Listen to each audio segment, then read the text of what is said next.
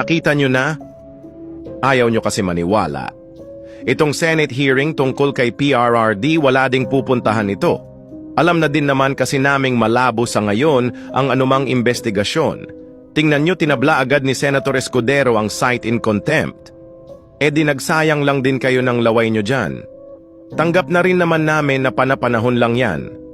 Alam nyo ba kung ano ang hinihintay namin? Yung kaso ng mga sangkot na kidnapping kay PRRD. Yun ang pinakamasarap na paghihigante.